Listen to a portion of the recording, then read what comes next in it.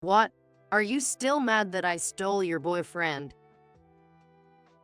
The childhood friend who snatched away my soon-to-be spouse had the nerve to invite me to their wedding. But that's not all. You're still single, right? Sorry, I took your hot, successful boyfriend. Infuriated by her thoughtless words, I felt compelled to confront her with a certain truth. More importantly, are you sure about your husband? What is going to happen to this homewrecker who didn't take my warning seriously? My name is Emily. I'm 28 and work at a small company. In a small workplace, I have to do everything. Though it feels odd to say it myself, I believe I'm doing an outstanding job. I have been dating my boyfriend, Mark, for 3 years. I fell head over heels for him, and after I made a move on him, we started dating. Mark and I have discussed marriage since we're both at the right age. But we haven't gotten into specifics. The reason is we don't see eye to eye on our life after marriage. He wants me to be a full-time homemaker. I want to continue my career. Mark has been on a straight path through school and now works at a big corporation, truly an elite. His mother was a homemaker who supported him all the way. He apparently wants me to be like his mother, who dedicated her life to her son. But I don't share that elite mindset. I want my children to grow up free and happy. Most of all, I'm not good at household chores. I've never wanted to be a full-time homemaker. These differing opinions are stalling our marriage plans. Well, it can't be helped. Differences in values are a tough nut to crack, huh? Feeling worn out by all these issues, I went to a cafe with my friend, Sarah, to vent. The one listening to my story with a wry smile was my childhood friend, Sarah. We've been close since kindergarten and can talk about anything. Even if I became a homemaker in today's world, you never know what might happen, right? His company could hit a rough patch anytime. We'll cross that bridge when we get to it. I doubt I could find a good job in a hurry if that time comes. If you keep thinking like that, you'll never get married, will you? Well, that's true. I leaned back in my chair and gazed at the ceiling of the cafe. Living alone, I manage my own household, but handling chores for two would be a challenge. Even deciding on meals becomes tricky. You can't just settle for convenience store meals every day. If I'm already thinking it's a hassle with just two people, then I'm not cut out for marriage. Come on, don't say that. I'm meeting Mark later, so I'll get his side of the story for you. What? Startled by her unexpected words, I instinctively stared at her. You're meeting Mark now? Oops, didn't I tell you? This is the first I'm hearing of it. Really? My best friend said, laughing heartily. True, I had introduced Mark to Sarah, and the three of us often went out for drinks. I knew they had exchanged contact details, but I had no idea they were meeting without me. She thinks I should be joining them. As I thought about it, Sarah continued, smiling. He said there's a great seafood place he knows because I mentioned I like fish. Hearing that, my face fell. I'm not that into fish. That's why I didn't invite you, Emily. Oh, right. So they intended to go without me from the start. What's that about? Even if we're close, going out for a meal alone with my boyfriend is just. Both Mark, who remained silent, and Sarah, who spoke so freely, seemed to lack tact. I stared intently at Sarah's face. It was clear soon after that neither had a dictionary that included the word tact. Sorry, I've fallen for Sarah. Emily, let's break up. I was speechless. Sorry about that. I just have more fun with Sarah.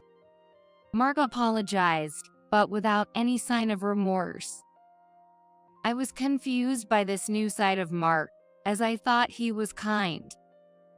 Sarah was smiling and whined in his arm, saying, "I'm sorry." Sorry, but I can't help my feelings for him. With a refreshingly shameless smile, Sarah declared, So yeah, I'm taking your boyfriend, Emily. Sorry about that. That moment ranked as the most infuriating in my life. Without a doubt, my best friend had stolen the man I was about to marry. Damn it, so annoying. Slamming the beer mug down, I shouted. In the noisy bar, it barely made a scene. Mark didn't like these kinds of bars, and we never came together. It's been a while since I last visited. Sitting across from me were college friends, a married couple, Jake and Natalie, with mixed expressions of concern and amusement.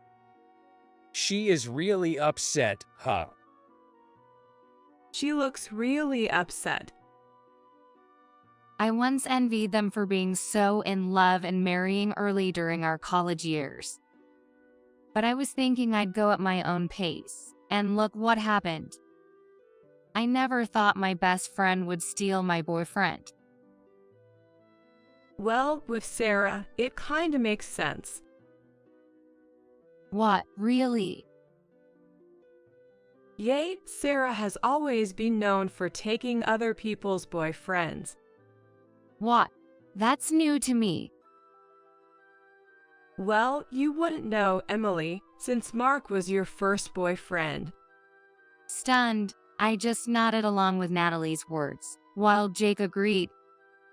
I've been hit on by her a few times myself. What, you too? Though they went to different universities, they knew Sarah because I introduced her. We invited Sarah to college festivals, and that's how their friendship continued. I'm sorry. No worries, I never fell for it. Only had eyes for Natalie. Jake boasted, although I apologized instinctively. Well, it just shows Mark was that kind of guy. Better you found out before marrying him. Yeah, I guess. Don't take it too hard. Look on the bright side, my friends advised, and I downed the rest of my beer. That's tasty. Another round. You're really going at it. I could never drink like this with Mark. Oh right, he couldn't handle his liquor, could he? Yeah, sort of. I nodded to Natalie's remark. It didn't matter anymore. I called the waiter and ordered another draft beer. Those two are history. Time to forget and move on to the future. Deciding this, I threw myself into work even more. After 6 months, the emotional wounds began to heal. Eventually, I stopped thinking about my ex and childhood friend altogether. But life has a way of bringing back memories unasked. Hey, Emily, how are you doing? This happened when I went back home after a while. Stepping out to buy some snacks, I heard a too familiar voice I wished to forget. It was Sarah, standing right there. Well, we might have stopped being best friends, but we were still childhood friends. Our parents' homes were close, so it was inevitable. And she, perpetually helping out at home, never really worked, always staying with her parents. But did it have to be such a coincidence? It made me curse fate. Just when my wounds had finally healed. I just want to leave this place quickly. Ignoring my thoughts, Sarah approached me in no time. What do you want? No need for pleasantries. Don't be like that. Don't glare at me. She was laughing merrily, as if she had forgotten about the incident 6 months ago. Still mad about me taking Mark? Emily, you really hold a grudge, huh? Let's forget it and be friends again. That's something the thief wouldn't say. Despite my irritation, Sarah continued laughing. Actually, I'm getting married to Mark. Oh, really? Unfazed by my cold response, Sarah kept smiling. So Emily, won't you come to the wedding? I want you to give a speech as the friend representative. She had the nerve to say that. What? We've known each other the longest, after all. Please, I'm begging you. I thought I knew her true nature, but there was still more to uncover. Shocked and dazed, Sarah then asked something unexpected. So, what about you, Emily? Are you married? What? Should I say I'm the woman whose boyfriend you stole 6 months ago when I was considering marriage? I grimaced. Oh, right. You're still single, huh? Sarah laughed, seeing my expression. Are you still hung up on it? What? Sorry for taking your hot, elite boyfriend. Seriously, sorry. They total waste of time. I just want to leave. Distracted, I decided to reveal something to Sarah. She didn't know about her fiancé, Mark. Hey, Sarah? Huh? Oh, if you're asking me to set you up with a guy, it's not going to happen. Everyone likes me, but I don't think you're their type. Ignoring Sarah's words, I said, more importantly, are you okay with your husband being a lightweight drinker? Huh? Sarah looked confused, wondering what I was getting at. We often went out for drinks, but he always stuck to non-alcoholic, right? Ever wonder why? He's really bad with alcohol. Yeah, Mark never drinks, does he? But that's hardly a big deal, right? Is that so? Well, just a heads up. With a meaningful smile, I turned to leave, giving Sarah a sly grin. Hey, wait. What about attending the wedding? Instead of waving goodbye, I left with a gesture, raising just the middle finger of my hand, and walked away without a word. Let's see what happens now. Sometime later, I received a call. It was Sarah.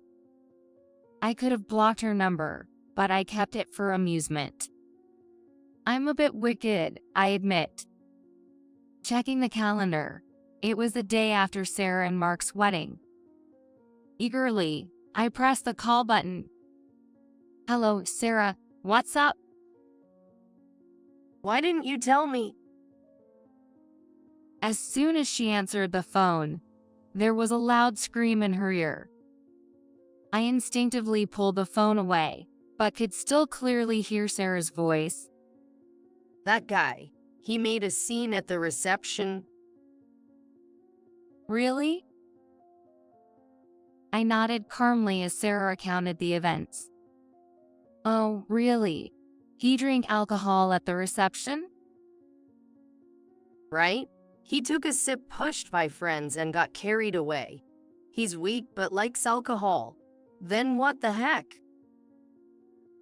Sarah described how Mark was. He, after one drink, started chugging more and more.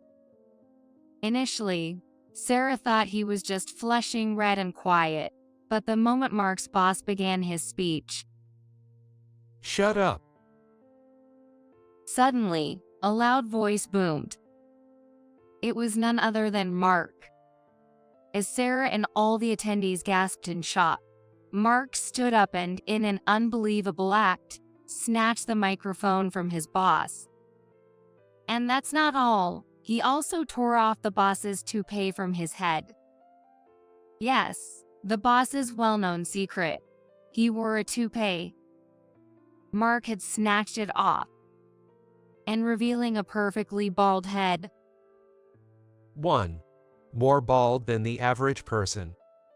Amidst the speechless crowd, only Mark seemed pleased. 2. A mysterious bald spot. Mark burst into laughter, tapping his boss's shiny bald head. Immediately after, a scream echoed through the reception hall. It was from the boss. With a bright red face, the boss snatched his toupee back from Mark and silently left the venue.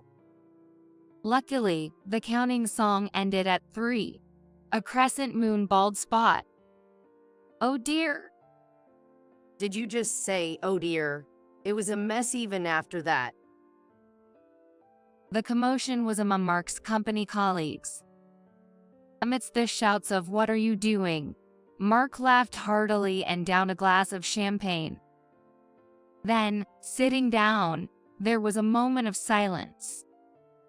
Just when it seemed things had calmed down, the ceremony continued.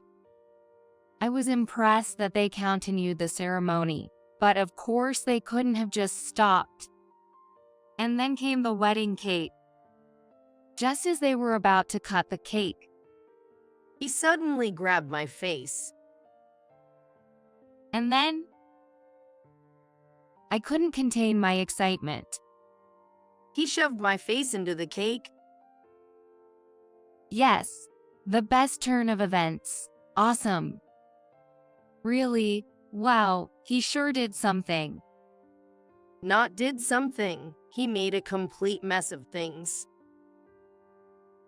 Through the phone, I could hear Sarah's voice, on the verge of tears. Actually, she was probably crying.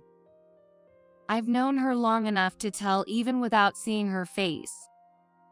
As I pictured her crying, I burst into laughter. That's so funny. I told you, he can't handle his liquor. It's not just weak, that's being a drunkard. Yes, Sarah is right.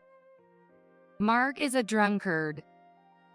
Even worse, once sober, he wouldn't remember anything he'd done, which was a real problem. I knew about his bad drinking habits even before we started dating. In fact, when a mutual friend introduced us, that friend had warned about never, ever let Mark drink. However, on our first date, perhaps due to nerves, Mark mistakenly drank from my glass. That's when he really messed up. Well, he made a scene, made a mess, spilled his drink on me, and got all tangled up. To top it off, he tried to strip in the bar, so I had to hurriedly stop him, something I remember clearly. Or rather, I can forget. After that, I made sure never to let him drink alcohol again. I was careful to prevent any mistakes from happening. Luckily, in these times, there are hardly any company drinking parties.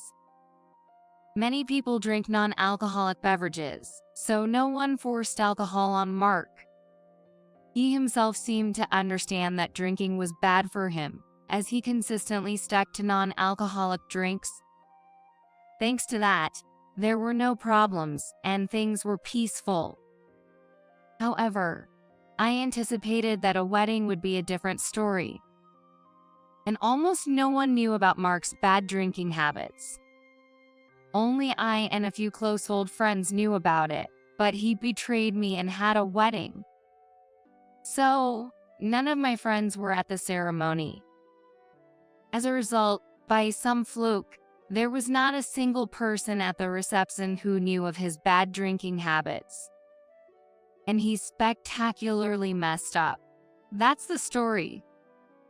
All's well that ends well, huh? So, What did he end up doing? He started laughing hysterically at me covered in cake and then suddenly began to strip. The reception was a cacophony of screams. In the end, Mark, who was about to strip, collapsed and was carried out by the men, ending the event. And Mark doesn't remember any of it. Exactly.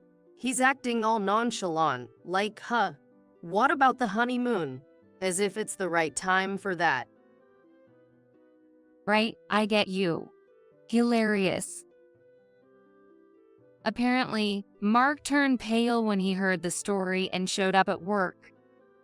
And then, while waiting for him to return, Sarah called me to complain. Why didn't you tell me?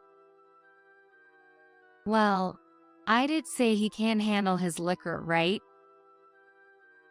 It's not about being strong or weak. That's not just bad drinking. That's alcohol madness. It's not my business. Let's just hope he doesn't get fired. With that, Sarah was speechless. Taking in her silence, I quietly hung up the phone.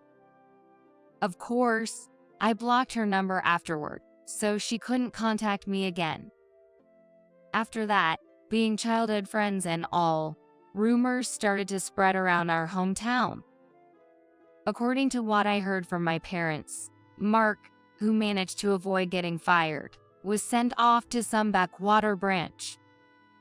He could have made a comeback to the head office if he had tried hard, but instead, he messed up big time, skipping work and ultimately got fired. Sarah, who had planned to marry a high-earning, handsome elite and enjoy a leisurely life as a stay-at-home wife, reluctantly moved to the countryside with him but was furious when he was fired. She demanded a divorce and sought alimony. But then, the tables turned. Mark counterclaimed for alimony, citing her infidelity as the reason. Moving to the countryside, with its lack of entertainment, she started an affair, of all things. And it was with a married person, which is just scandalous. Typical woman who wants other people's men, indeed. The divorce proceedings turned into a quagmire, and the alimony ended up being nullified as both were at fault. They divorced. Mark, back at his parents' place, spiraled into alcohol dependency. On the brink of addiction, his parents admitted him to a clinic for treatment. Who knows how many years it will take for Mark to reintegrate into society. And Sarah, after becoming the talk of the town, she couldn't return home and her whereabouts are now unknown. There was a call to her family once, crying, "I can't make ends meet." But after they turned her away, she went off the grid. Having lived at home and never worked, Sarah had no idea how to make money. Who knows where she is and what she's doing now? It takes years to build a friendship, but only a moment to destroy it. As for me, I've thrown myself into my work and moved on. I think my luck is changing because I've met someone new. He's no high-flying elite, but he's steady at work, has a calm demeanor, and being with him feels safe. We go to bars together, and he doesn't expect me to be a stay-at-home wife. He believes men should do their share of the housework. And now, I see his nervous face in front of me. Please, marry me. I'll make you happy. His face is red as he proposes, and I sense a happy future with him.